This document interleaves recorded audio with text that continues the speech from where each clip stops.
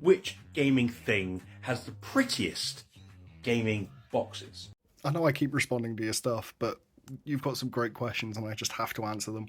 Right, first thing I'm going to do is I'm going to completely discount collector's editions, limited editions, because that feels like cheating, let's be honest. Because I could easily sit here and say something like the Assassin's Creed Revelations box. It's beautiful. Or just any of the limited editions as a whole.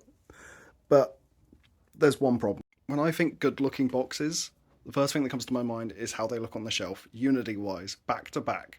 Now, I have a first answer, but I'm going to be very specific here. The PS2 boxes look incredible, but I will specify the UK boxes here.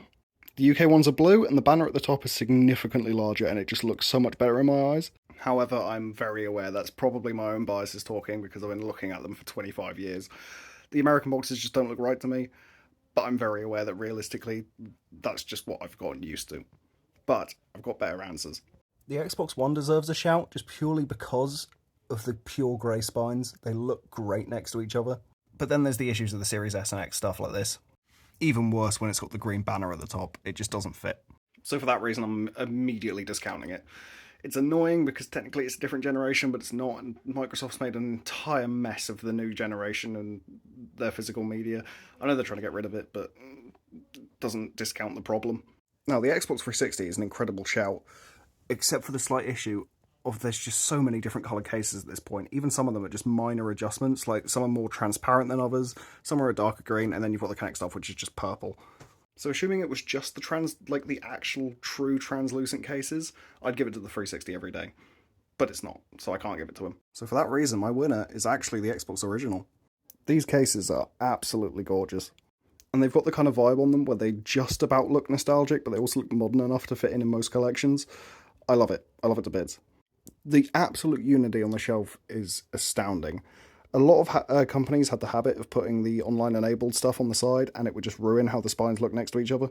And other than the slight deviation in where the actual, sleeves are actually fitting into the cases, you can see this one slipped down a little bit, that's why it's not lined up.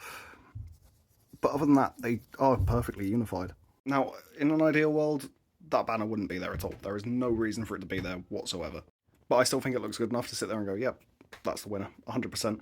But with that being said, when the Wii sticks to its white form, this is beautiful. But they've got stuff like, the Mario Bros. Games, which end up red, and there's other games that just stick with, black and stuff like that, and it just looks wrong.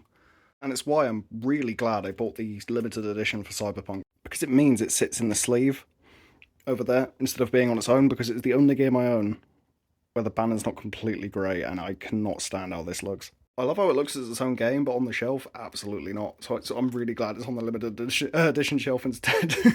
But obviously this is a very controversial topic, as it should be. I like hearing discussions about this stuff, because I love opinion-based stuff when everyone's civil, obviously, but stuff like this is great to hear about. So drop us your comments, let me know what you think, and I'll see you in the next one.